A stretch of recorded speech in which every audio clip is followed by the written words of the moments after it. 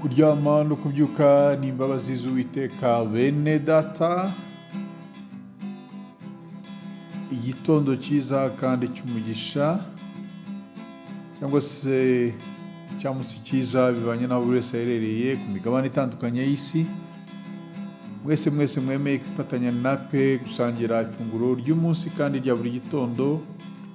Insanganyamatsiko ya none kuwa 21 Nyakanga umwaka wa 2025 kuwa mbere iragira iti Uwiteka ahindura ubusa imigambi ya Satani ku buzima bwawe. Uwiteka ahindura ubusa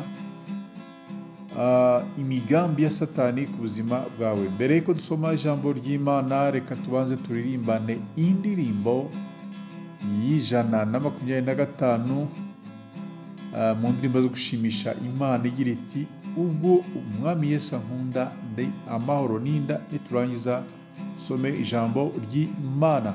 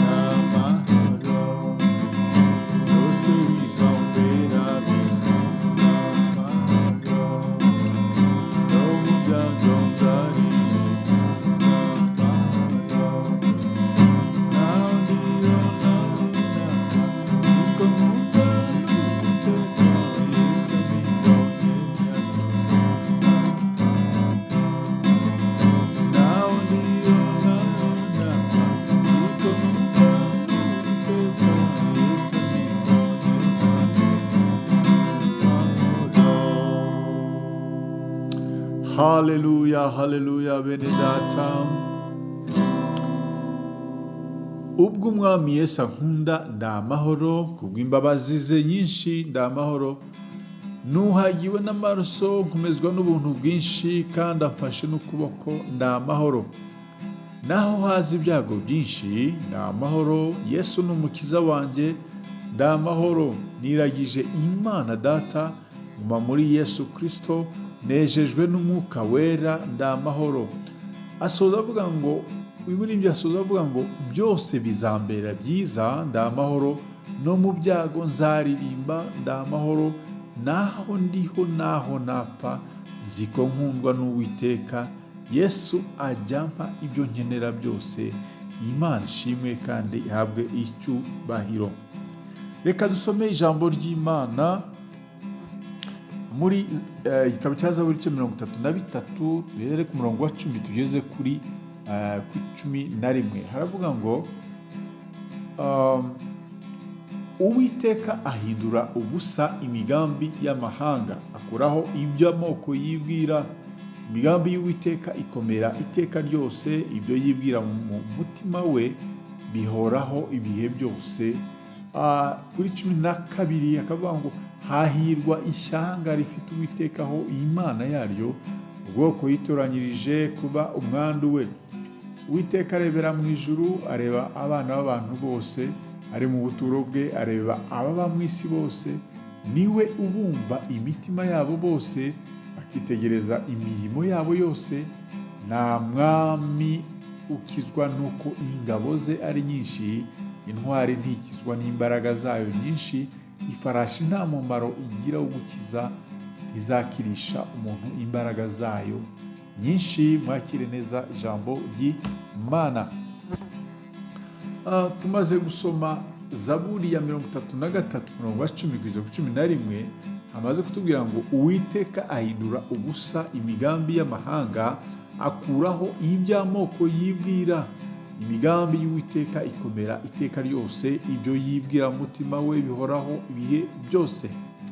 Burya ni kenshi Satani cyangwa abantu be cyangwa se abakozi be badukorera igenamigambi mibisha yo kutugirira nabi, yo kutumaraho, yo kutubuza amajyo, iterambere, ariko Imana ikagenda yubika imigambi yabo ku buzima bwacu. Bagatega imitego myinshi kugira ngo ufungwe, ariko Imana ikayitegura ukayisimbuka. Bakakuroga ariko Imana ikakurutsa uburozi. Bagategereza ko upfa bagaheba, bakagambirira kukubuza gukora iki n'iki, ariko Imana igahindura ubusa imigambi yabo. Burya ibyo bibwira si byo Imana yibwira, kandi inzira zabo si zimwe n'iz'Imana. Bazagufungira amayira, igufungurire andi batari bazi. Imana ibyo yibwira kutugira ni byiza bene data, kandi ntibihindagurika nk'iby'abantu. Umuntu yabasha kukugirira neza none, ariko ejo akaguhinduka.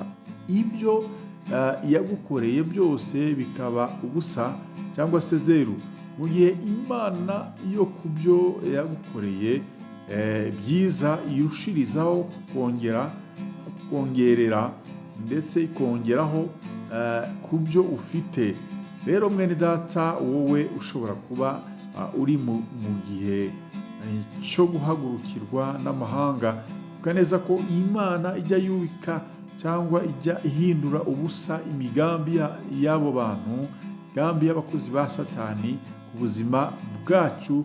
Nawe rero ukomere ushikame, iraje ihindure ubusa imigambi mibi yabo ku buzima bwawe. Nkwifuje gukomera no gushikama, kwibutsa gukomeza gushishikara cyangwa se gushikama ku Mana yacu, nayo izakurwanirira, wowe wicecekere gusa.